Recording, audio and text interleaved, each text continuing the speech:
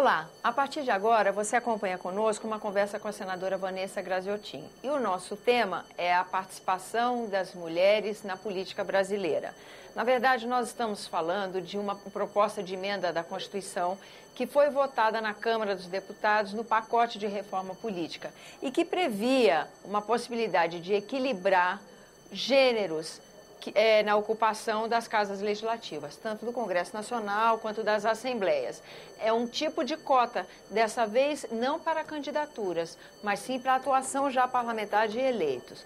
Senadora Vanessa Graziotin tem como bandeira melhorar essa representatividade, diminuir essa distorção. Como é que recebeu a notícia da reprovação dessa proposta de emenda à Constituição na Câmara? Engraçado, né? Foi uma votação negativa, né? Não aprovou a proposta que nós defendíamos, mas nós não consideramos isso como uma derrota.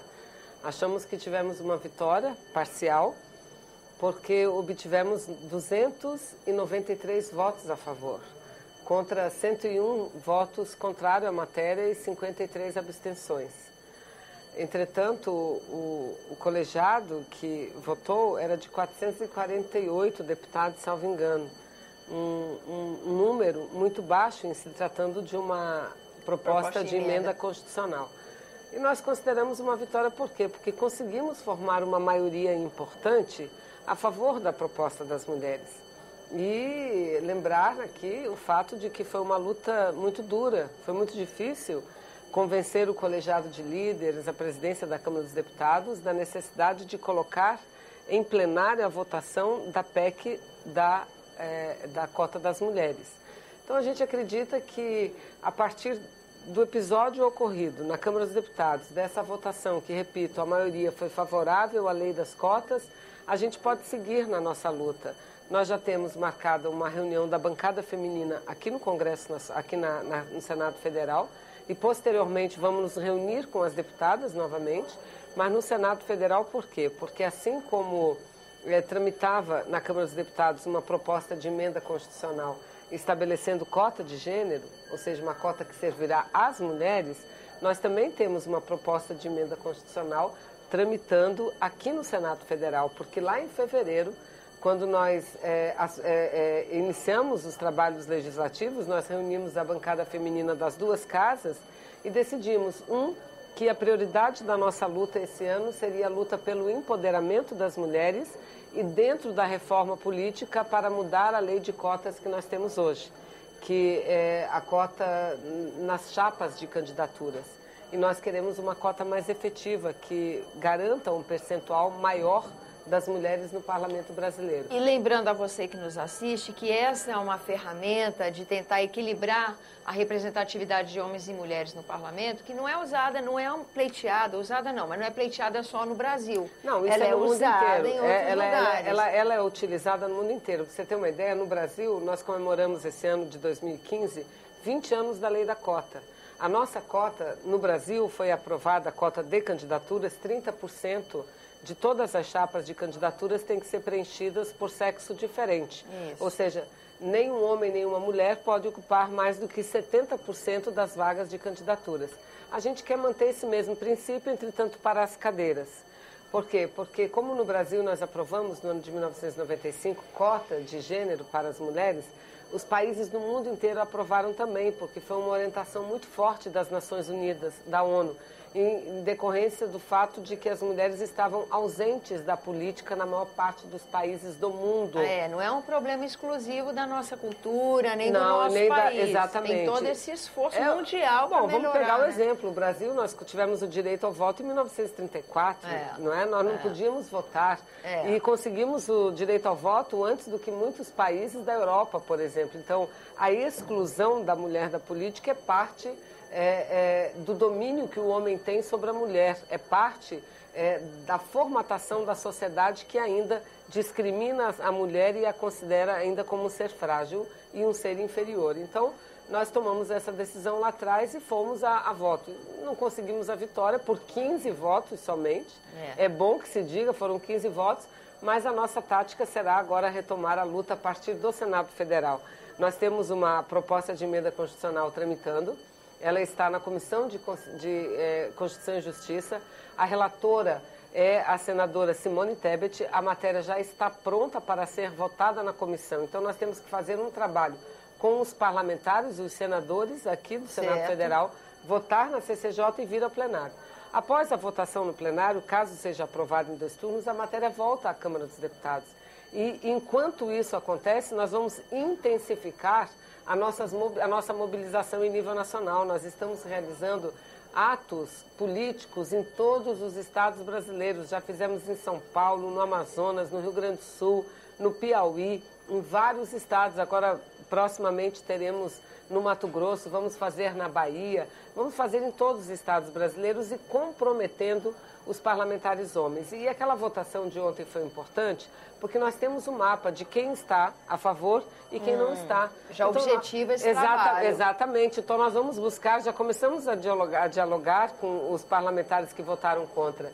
E a maior parte deles, aqueles com os quais nós já conversamos, eles não são contrários à cota. Acham, entretanto, que a redação, a emenda aglutinativa que foi a voto na Câmara, não estava uma redação muito clara para saber as vagas remanescentes que seriam ocupadas por que coligações ou por que partidos. Então, nós podemos trabalhar isso tudo e conseguir, e aí a gente buscar uma vitória. A nossa proposta é para começar com 30% até chegar à equidade. Agora, a gente sabe que nós não vamos ter condições. Na Câmara, elas começaram a negociação e a proposta que foi a voto inicia com 10%, ou seja, um mínimo de 10%, que é superior. Hoje nós temos 10%, mas nem todos os estados têm a garantia do 10%. O que significa dizer, se a gente tiver a garantia de que todos os estados cumpram 10%, a gente pode aumentar significativamente o número de parlamentares. Passaríamos a 12,5% e a 15%. Vamos ver aqui no Senado se a gente pode começar essa progressão a partir dos 15% até chegar a 20%, 30%. Enfim, vamos ver o que é possível. Mas a luta continua, porque isso não é uma luta da mulher, é uma luta da democracia para melhorar a representatividade da sociedade. Nós somos 52% do eleitorado. E essa parcela de 52% não pode continuar ausente do parlamento. Não está manifesta, não é visível isso, né? Não.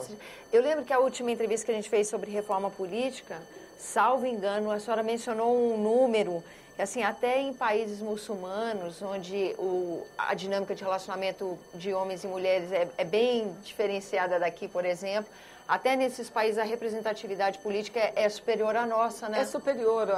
Nós fizemos o lançamento, agora recentemente, da 2ª edição de um livreto que foi construído no Senado e na Câmara dos Deputados, cujo tema é a mulher na política. A gente historia toda a participação da mulher no parlamento, desde o direito ao voto e a progressão. E nós fazemos uma comparação da nossa realidade com a realidade em outros países. E, de fato, o quadro ele tem se agravado a cada ano que passa. As Nações Unidas, através da ONU Mulheres, juntamente com a União Interparlamentar, anualmente lançam um mapa. E nós já pegamos o mapa do ano de 2015. E a nossa posição, a nossa posição no ranking caiu um pouco mais. Nós somos o 158º país num universo de 188 países pesquisados. Nós somos os 158. No nosso continente americano e caribenho, a gente só tem uma presença maior de mulheres no parlamento do que St. Kitts, Belize e Haiti. E são realidades muito diferentes da nossa, né? Na América do Sul, a gente é o último. O Brasil é o último em participação das mulheres. Nós perdemos para o Paraguai, para o Uruguai, para a Argentina, para a Venezuela, para o Equador, para a Bolívia, para a Colômbia. Perdemos para todos esses países. Nós somos o último no continente sul-americano. E esses países vizinhos nossos, eles já têm esse mecanismo que a gente agora tenta implementar? Como é que eles chegaram a essa representatividade superior à nossa? Então, a gente tem também nesse trabalho que nós lançamos, juntamente com o mapa, nós temos o estudo da legislação desses países. Então, por exemplo, alguns países da Europa, hoje, eles já não têm mais uma legislação, uma lei estabelecendo a obrigatoriedade de uma cota. Porque se consolidou já, Consolidou internamente nos partidos. Então, lá são os partidos, por exemplo, você pega a França, a Inglaterra, a Alemanha, os partidos, eles apresentam, no geral, listas pré-ordenadas e com alternância de gênero. Então, a participação média das mulheres, elas oscilam nesses países de 27%, 28%, 30% até 40 e poucos por cento. A Argentina, nossa vizinha, que é um exemplo muito claro disso. A Argentina tinha uma realidade semelhante à nossa, em torno de 13% de mulheres no parlamento. Fizeram uma reforma política, aprovaram esse sistema de lista pré-ordenada, ou seja, as pessoas, os eleitores votam numa lista partidária já pré-construída. Estruturada pelo partido. Estruturada pelo partido, que vai a voto internamente. Então, sempre com alternância, 1 a 1 ou no máximo 2 a 1, 2 homens e uma mulher ou 2 mulheres e um homem, não é? Porque aí muita gente pergunta, mas é necessário? É óbvio que é. A sociedade, no mundo inteiro, ela é composta de 2 metades. Uma metade mulher e uma metade homem. É exatamente a união desses 2 pensamentos distintos, diferenciados, com sensibilidades e olhares diferentes para as questões diferenciadas, é que faz com que a sociedade siga avançando, siga progredindo.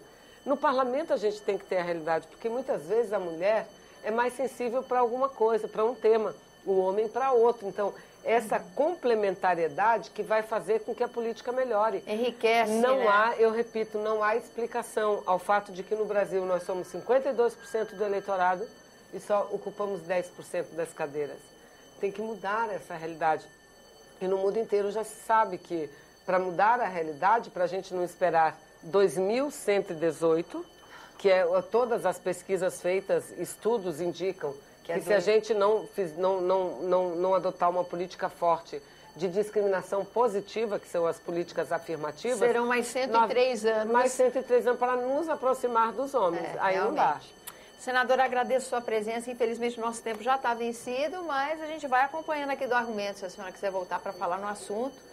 Ainda tem muitos passos aí a serem tomados. Eu agradeço também a sua atenção. Lembro a você que esse é o argumento, que você é nosso convidado para fazer sugestões e críticas ao trabalho da TV Senado, e para isso é 0800 61 2211, ligação gratuita. Agora, quer rever esse ou outro dos nossos programas? senado.leg.br/TV. Até a próxima.